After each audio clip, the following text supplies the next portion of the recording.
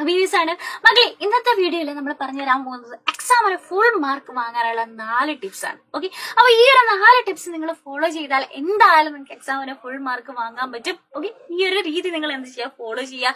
So ഈ ഒരു video useful ആയതുകൊണ്ട് തന്നെ നിങ്ങൾ എന്ത് ചെയ്യുക, ഫ്രണ്ട്സിനെ ഷെയർ ചെയ്ത് കൊടുക്കുക. അപ്പൊ എന്തായിരിക്കും എക്സാമിന് ഫുൾ മാർക്ക് വാങ്ങാനുള്ള ആ ടിപ്പുകൾ?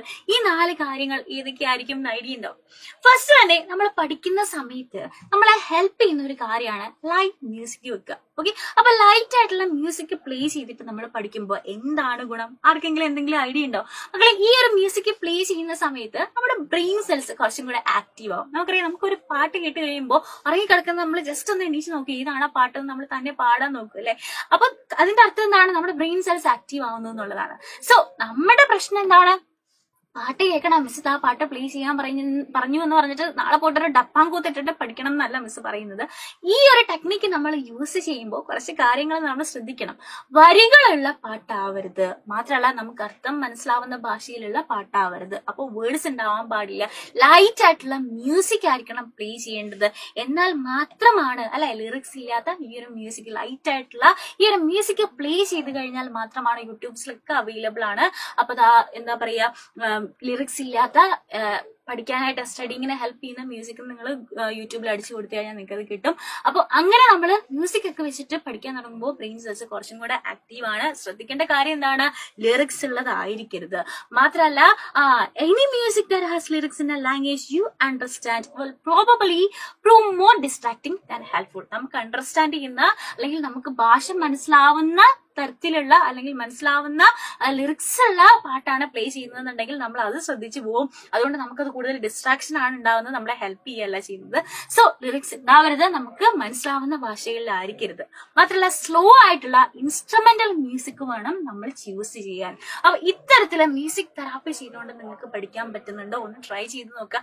എത്രത്തോളം ഹെൽപ്ഫുൾ ആകുന്നുണ്ടെന്ന് താഴെ നിങ്ങൾ കമന്റ് ബോക്സിൽ കമന്റ് ചെയ്യുക. സോ ഫസ്റ്റ് ടെക്നിക്ക് നമ്മൾ പഠിച്ചു. സെക്കൻഡ് ടെക്നിക്കിനെയാണ് നമ്മൾ സ്പേസിംഗ് എഫക്ട് എന്ന് പറയുന്നത്. എന്താണ് സ്പേസിംഗ് എഫക്ട്? ഒരു ഉദാഹരണം പറഞ്ഞാൽ, ഈ ഒരു ചാക്കിലുള്ള അരി ഒന്നിച്ചെടുത്തിട്ട് വേറൊരു സ്ഥലത്തേക്ക് മാറ്റാൻ പറഞ്ഞാൽ നമുക്ക് മാറ്റാൻ പറ്റില്ല അല്ലെ. പകരം നമുക്ക് ഒരു ചാക്ക് മറ്റൊരു സ്ഥലത്ത് കൊണ്ടുവെക്കാം. ഓക്കെ, ഒരു ചാക്ക് നമ്മൾ മറ്റൊരു സ്ഥലത്ത് വെച്ചു.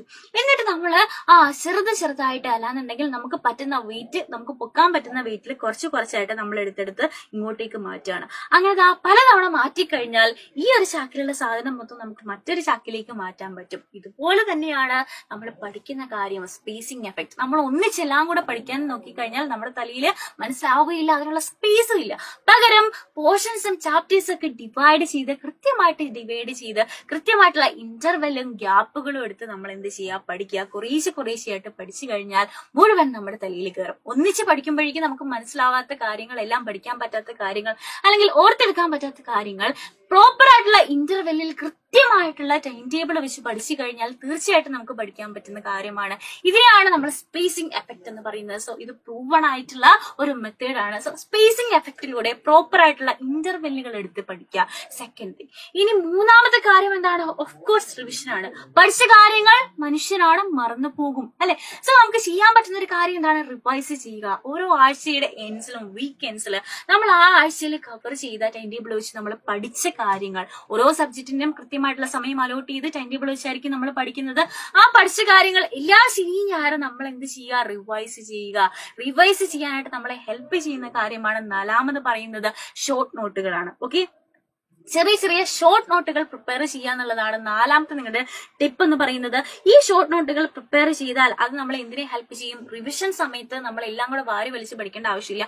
ഓരോ പോയിന്റ്സും അത് കളർഫുൾ ആയിട്ടുള്ള പെൻസിൽസ് ഒക്കെ യൂസ് ചെയ്ത് നിങ്ങൾക്ക് അട്രാക്റ്റീവ് ആയിട്ടുള്ള രീതിയിൽ ടേബിളും ബോക്സും ഒക്കെ വരച്ചിട്ട് നിങ്ങൾക്ക് ഷോർട്ട് നോട്ട് പ്രിപ്പയർ ചെയ്യാം.